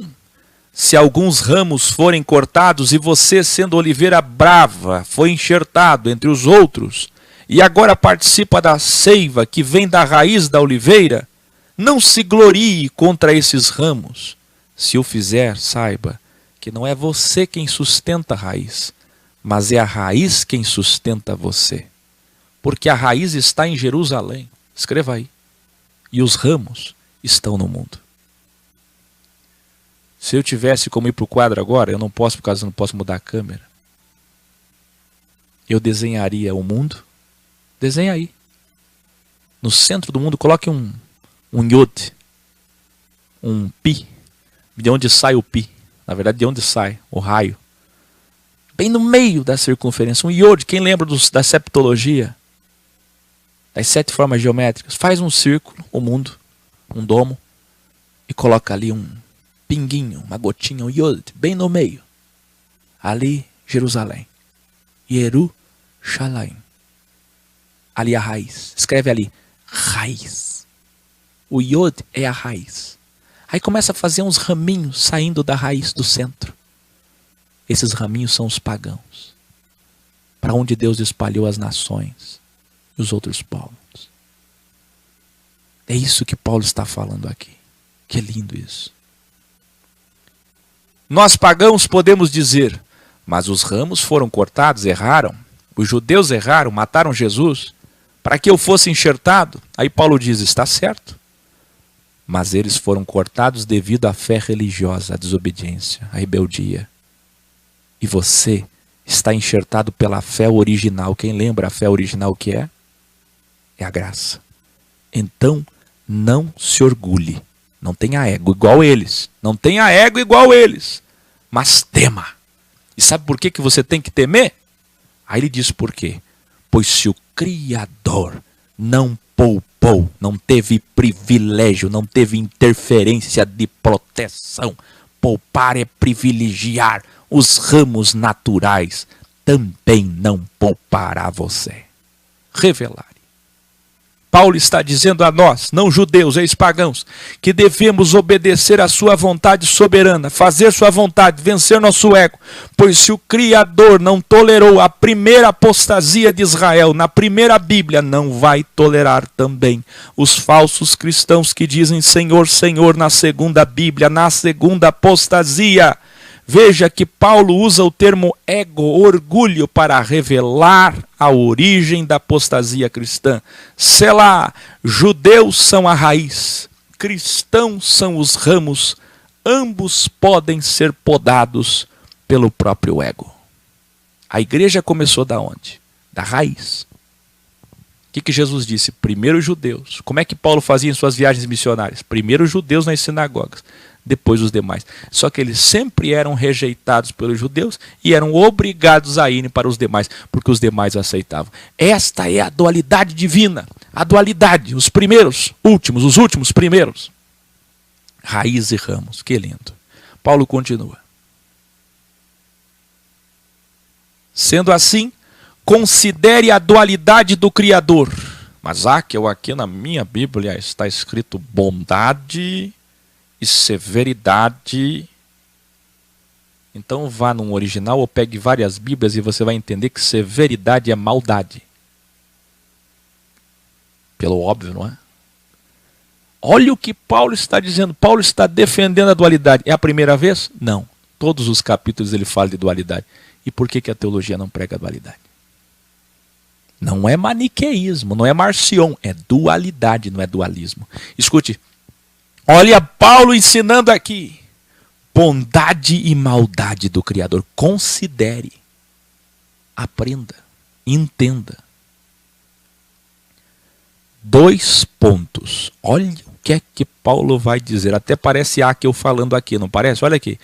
Ele é mau para quem se afastar. Ou seja, para quem é mau. Mas é bom para aqueles que permanecem enxertados ou no caminho do bem. Se forem maus, egoístas, igual os judeus foram, serão também cortados.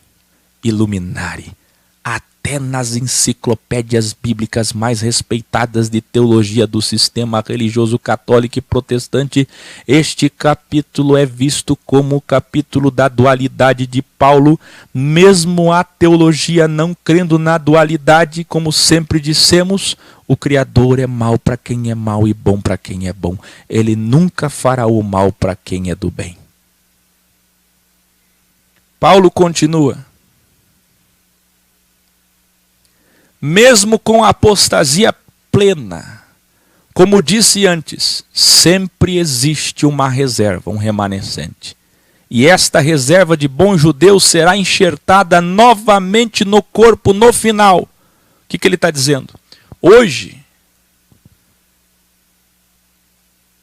Será que tem algum judeu bom?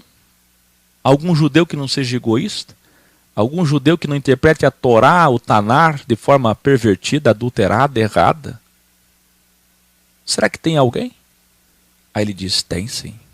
Tem sempre uma reserva. E essa reserva de pessoas boas do bem, dentro da verdade relativa, essas pessoas serão enxertadas novamente, no tempo certo. Ora, se o Criador é tão poderoso que através de um processo contrário à natureza pode enxertar um ramo de oliveira brava no tronco de uma planta cultivada natural, de forma a que tal ramo receba a seiva, a nutrição, o alimento necessário, não pode ele, com ainda maior facilidade, reenxertar os ramos naturais que haviam sido cortados da oliveira cultivada na sua agora própria planta? Revelare. A metáfora de Paulo supracitada representa tão simplesmente que a restauração de Israel será mais fácil do que foi enxertar os pagãos na congregação de vencedores do crivo. Ou seja, mais difícil foi morrer na cruz, mais difícil foi a graça, mais difícil foi encarnar em pessoas que não eram judeus e esses não judeus serem aceitos pelos judeus que ficaram, os judeus de bem que também acreditaram em Cristo. Mais difícil for trazer todas as nações, os ramos do mundo inteiro, a partir da raiz de Jerusalém, Israel. Isso é o mais difícil. Agora, restaurar Israel vai ser fácil. É isso, em outras palavras, que Paulo está dizendo. Paulo continua. Caríssima fraternidade, não ignorem este segredo. E aqui eu não posso deixar passar isso aqui. Na tua Bíblia foi escolhido o termo mistério por conta da escola helenista. É uma longa história. Mas lá nas sinagogas, por causa da tradição dos rituais judaicos, eles que ainda eram muito apegados a rituais, falavam muito essa palavra. É mistério, é um grande mistério. Era um clichê, era uma palavra muito usada no primeiro sistema religioso.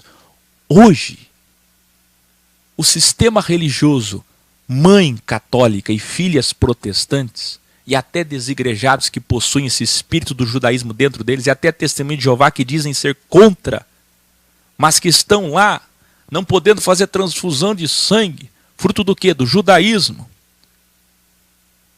Que estão lá com hierarquia, judaísmo, véu, judaísmo, tudo, essas, hoje, as sinagogas todas, até Testemunho de Jeová, até Mórmons, que se dizem libertos do sistema, todos eles eivados de sistema religioso judaico. Vocês todos não estão percebendo, mas vocês usam as mesmas palavras, até as mesmas palavras. Não bastasse o templo, os dízimos, as ofertas, ou o véu, ou o sangue, ou isso, ou aquilo, as ceias. O que vocês têm? Agora vocês têm até o linguajar. Vocês sabem que pentecostais, neopentecostais e carismáticos costumam muito dizer mistério. E até na tua Bíblia, para poder consubstanciar isso, está escrito mistério. Mas você sabe o que é mistério? Na raiz, no original, é simplesmente segredo. Aí quando o Akel fez aqueles vídeos, quem puder colar aqui depois no chat gravado, vários vídeos sobre segredos, vários graus eu falo sobre segredos, o poder dos segredos, o S dos segredos. Aí eles dizem, isso aí é esoterismo, isso é coisa do mal. Coisa do mal é mistério. Digo mais, quantas vezes nós somos aqui julgados, como era julgado Paulo e Jesus, pelos anéis, pela barba, pela roupa, por isso, por aquilo?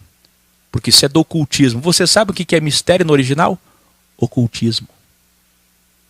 Essa palavra é a mesma para mistério, ocultismo e segredo.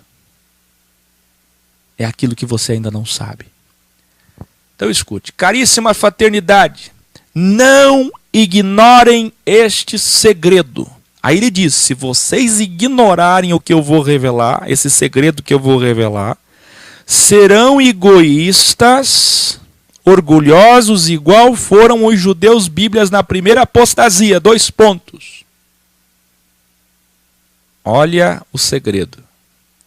Israel sofreu e sofrerá. Quando ele diz segredo, é porque ele está revelando algo. É um vaticínio, é uma vaticinação. Israel sofreu e sofrerá um período de apostasia até que o tempo dos pagãos acabe, se complete, conclua. E nós já revelamos Oséias 6:2 como tipologia. 2000 anos. Sabe o que é isso aqui? Quem assistiu meus vídeos sobre contagem regressiva, que eu falo que tem que ser agora, 2023, 26, 29, 30, 33, por conta de várias passagens, de várias conexões. Pois bem, mais uma passagem, mais uma prova. Paulo está falando aqui em Romanos 11, um mistério, algo oculto, um segredo revelado. Sabe o que ele está revelando? Está aqui, ó. Israel vai sofrer, sabe até quando? Até que se complete o tempo dos pagãos. Sabe até quando vai ter apostasia? Até que Israel acorde. Então você, que não entendeu ainda, 70 depois de Cristo até hoje, você sabe o que nós estamos vivendo? Não é o ide por todo mundo, porque o ide por todo mundo já foi até 70 depois de Cristo. Nós estamos vivendo a grande apostasia. A segunda apostasia. E até quando? Até Israel acordar, até a grande tribulação. E quando é que Israel vai acordar? Ele está revelando. Quando o tempo dos pagãos acabar, quando a colheita dos ramos acabar. Eu vou explicar. Começou um pontinho no centro do mundo, uma raiz. Essa raiz foi germinando, foi crescendo. Ela foi se estendendo, ela foi se espalhando. Ela foi dominando o mundo. Quando ela chegar em todas as ilhas, em todos os lugares do mundo, quando todos os ramos estiverem completos, e esse tempo está determinado para que eles estejam completos, que é 2000 anos, então Israel vai acordar. Ou seja, meus queridos, é mais um texto de um vaticínio de Paulo confirmando que o fim é agora. É agora. É nesta geração.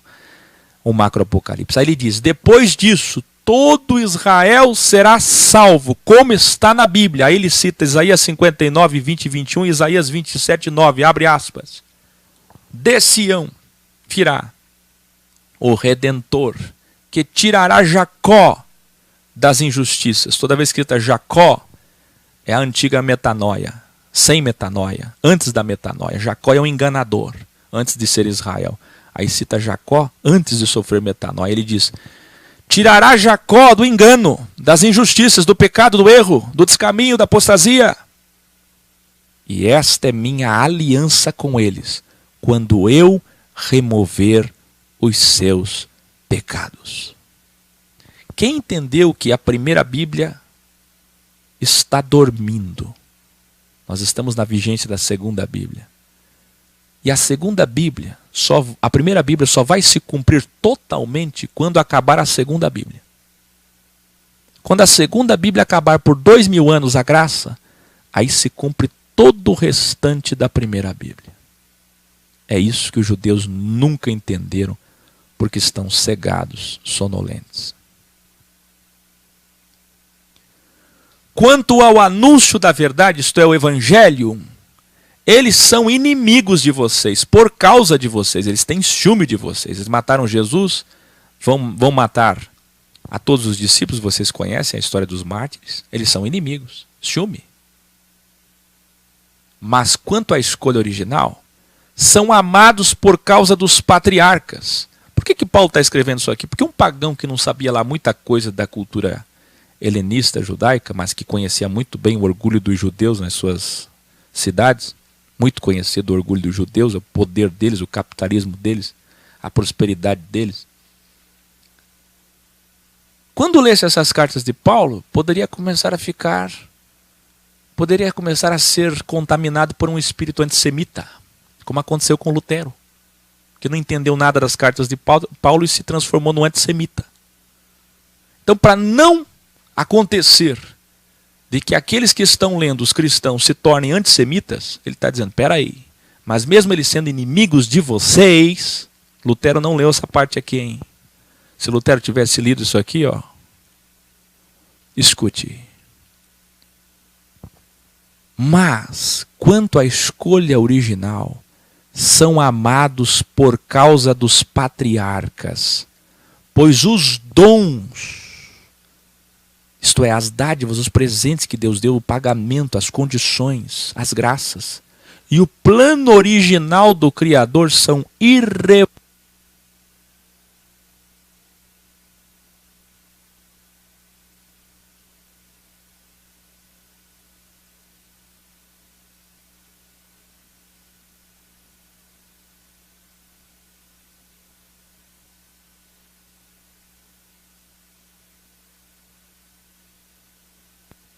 Continuando. Pois os dons e o plano original do Criador são irrevogáveis. Ou seja, não acabou o Velho Testamento. Ele está pausado. Ele está hipnotizado. Ele está dormindo.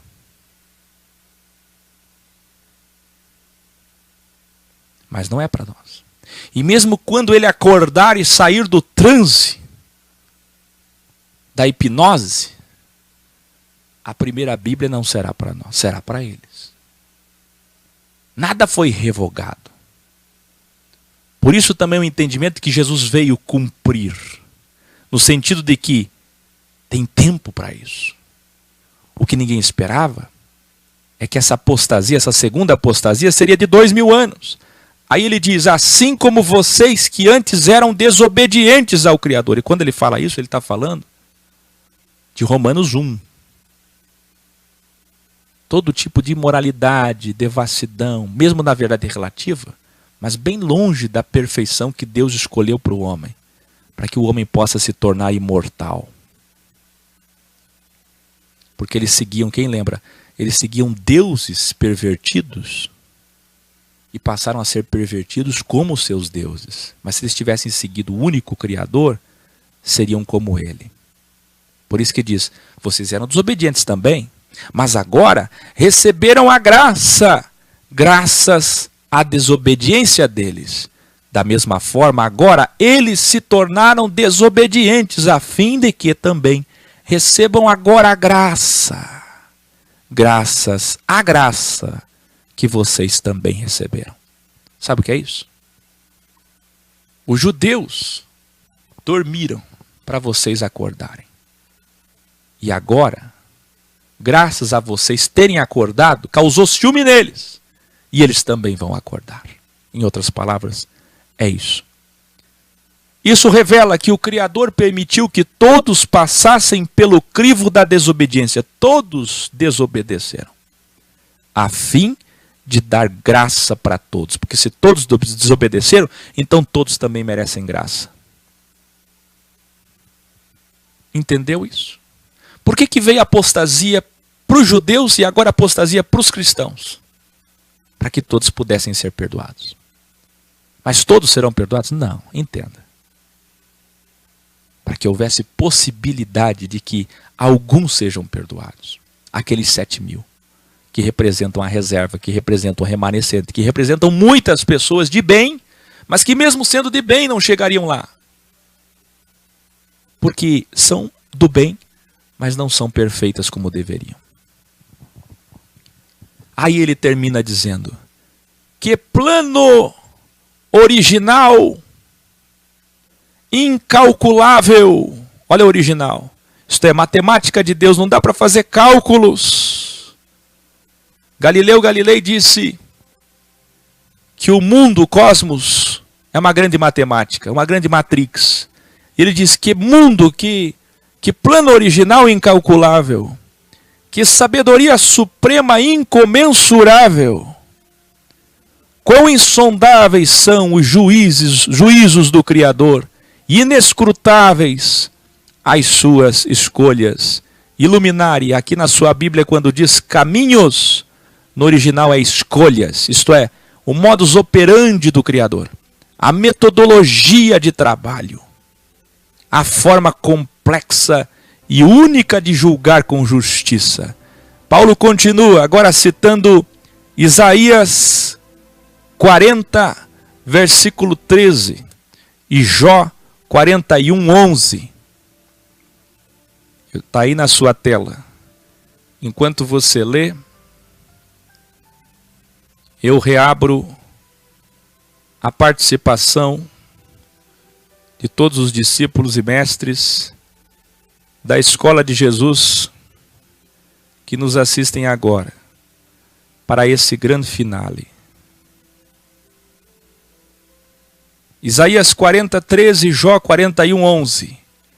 Quem pode conhecer a consciência do Criador?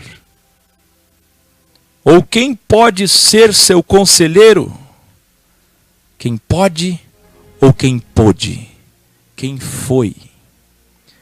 Quem pôde ou quem pode dar coisa alguma ao Criador? Algum dinheiro? Algum dom? Algum presente? Para que ele fosse obrigado a retribuir, pagar, recompensar. Quem pôde fazer um empréstimo para ele, ou dar um dinheiro para ele, ou emprestar algo, dar alguma ciência, alguma matéria?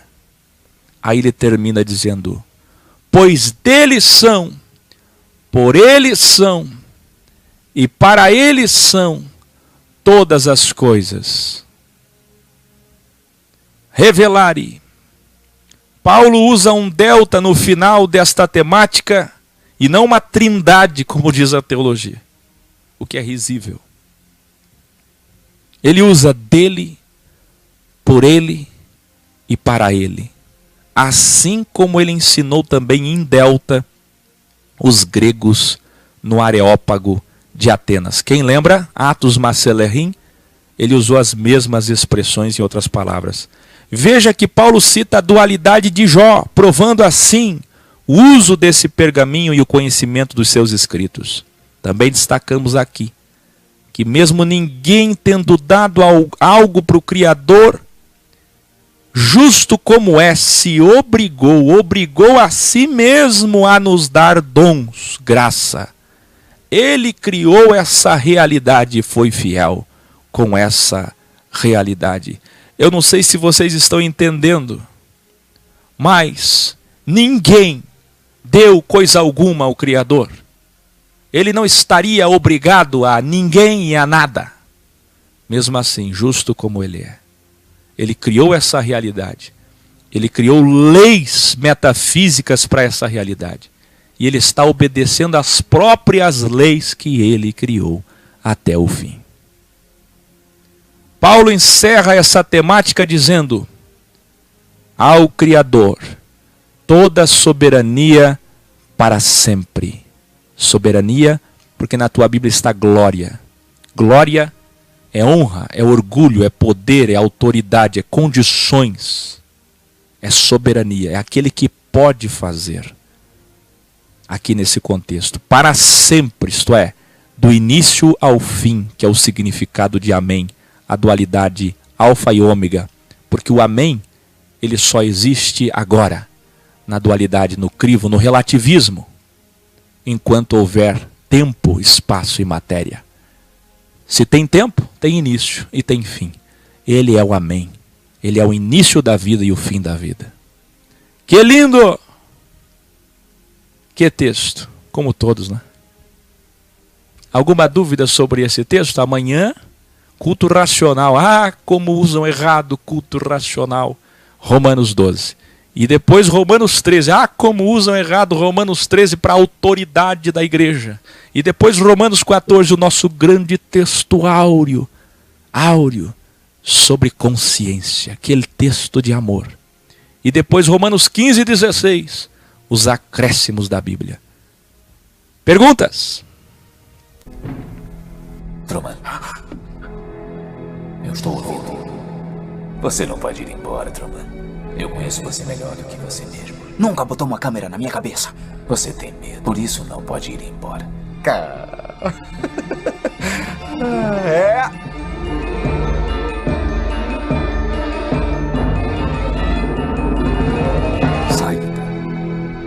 Em setembro, dia 22, manifestação na Catedral Principal de Gramado e na de Canela, Rio Grande do Sul. Vem aí essa manifestação em Gramado e Canela, se informe. A pergunta aqui. Erlon Ribeiro. Então, Aquel, a graça chega ao seu fim primeiro para dar vez ou continuidade para a lei chegar no seu caminho final também? Não. Quando eu disse que a graça chega ao fim é o seguinte. A primeira Bíblia, ela adormeceu. Não foi revogada, é irrevogável. Tudo que Deus prometeu a Israel vai se cumprir. Mas aí abriu a segunda Bíblia, e é nela que estamos agora. Não tem mais vigência nenhuma da primeira. Esses dias eu soube que o Ed René Kivitz pregou aí que se as pessoas quiserem dar o dízimo, elas podem dar. Eu vi católicos dizendo para mim, não, é se quiser dar o dízimo. Eu já vi gente dizendo que é do Paulo Júnior, que é se quiser dar. Não tem essa de se quiser, não pode mais. A primeira Bíblia acabou. E para nós nunca foi. Primeiro, para nós nunca existiu. Segundo, se é que existiu, acabou. Agora, para os judeus, ela está adormecida, hipnotizada. Aí, ela volta depois de 2000 anos da segunda Bíblia da Graça. E eu não sei se vocês prestaram atenção no finalzinho ali, que Paulo diz assim, que a graça que nos alcançou vai alcançar eles. Eu não sei se vocês estão entendendo que é através da graça que nos alcançou que vai alcançar eles. Eles não vão ser salvos pela lei agora no final. É que tudo que tem da primeira Bíblia da lei vai se cumprir através da graça na vida deles. Essa graça que eles vão receber. Quem é essa graça? Jesus. É a fé em Jesus. É a promessa cumprida. Ele é a justiça. Como é que os pecados deles serão limpos? Através da justiça. A justiça que limpa as injustiças. O problema do judeu não é a lei. O problema do judeu é a graça. E ele vai entender Jesus. O que vocês precisam entender é que a primeira Bíblia só vai terminar de se cumprir quando eles entenderem a segunda. Porque, enfim, eles vão entender a essência, o substantivo, o espírito do que realmente dizia a primeira. Entendeu? Muito bom. O Erlon está ali feliz por isso. Os 144 mil, aguardem o Apocalipse, mas eu vou dar uma adiantadinha, eu falei isso em Criciúma. Gente, terra Israel, vocês vão se surpreender, eu já fiz alguns vídeos dando um apontamento, mas deixa a gente chegar em Apocalipse 13 para falar da besta de fato. Por que eu estou falando da besta e não das testemunhas primeiro? Antes de ir para Atos não, é Apocalipse 18. Eu vou explicar. Os judeus serão crivados, o último crivo deles, nessa volta da primeira Bíblia. Aqueles que aceitarem o engano em carne, a sexta em carne, serão marcados. E vão adorar esse. E porque vão adorar este, serão exterminados. Esse é o joio que alguém me perguntou no início, pelo juízo. Está entendendo? Porque aceitaram o engano. Eles eram do engano, aceitaram o engano.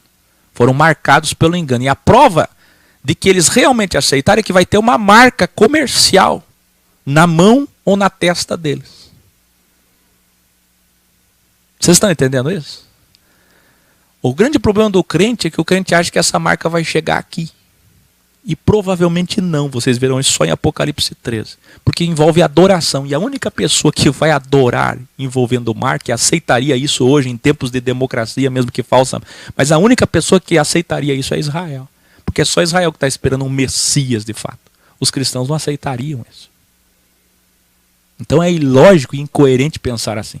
Mas eu sei que você me perguntou sobre testemunhos, mas eu estou dizendo que esse 144 mil é o número espiritual divisível de 7. Não, mas não é divisível de 7, é divisível de 12. Vocês não estão entendendo. Os 144 mil é como o 7. É um número espiritual. Eram 7 mil que não se desviaram, que adoravam, que não adoravam mais Baal, que não se ajoelhavam diante de Baal. Não, não eram 7 mil. 7 é o ex, é incógnita para muitos. Mesma coisa, 144 mil. Significa que muitos de 12 tribos, assim como foram 7 mil nos dias de Elias, muitos não vão aceitar essa marca. E vão receber a fé, o cumprimento da promessa, a graça. E vão entender, enfim, Esses que não aceitarem esse falso Messias e não forem marcados e não adorarem esse falso Messias, esperando ainda o verdadeiro, esses vão ser salvos. É isso que representa os 144 mil. E aí as testemunhas de Jeová abrem lá dizendo que são elas. Boa noite. Truman, eu estou ouvindo. Você não pode ir embora, Truman. Eu conheço você melhor do que você mesmo. Nunca botou uma câmera na minha cabeça. Você tem medo, por isso não pode ir embora.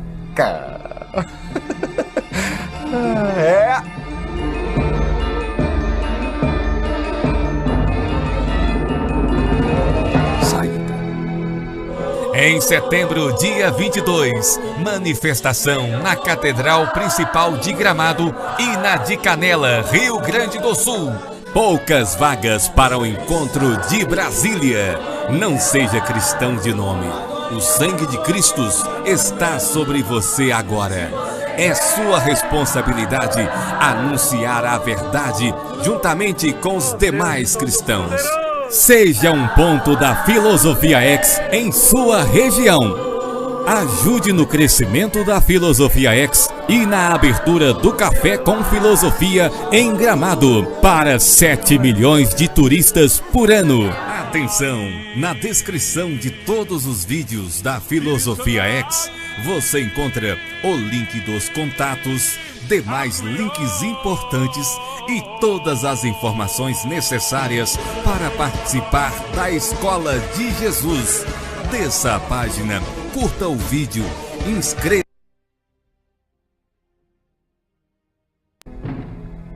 Truman.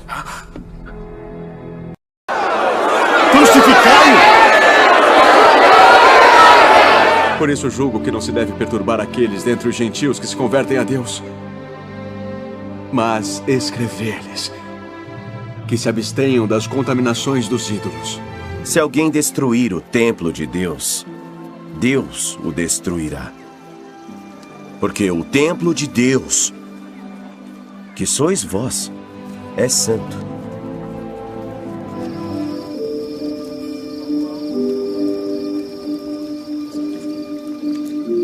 Ninguém, de maneira alguma, vos engane.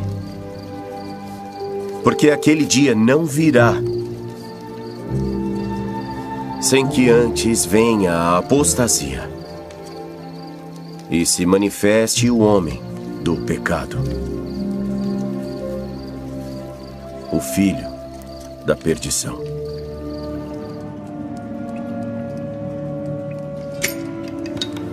Tendo aparência de piedade, mas negando a eficácia dela. Destes, afasta-te. Se a religião não presta,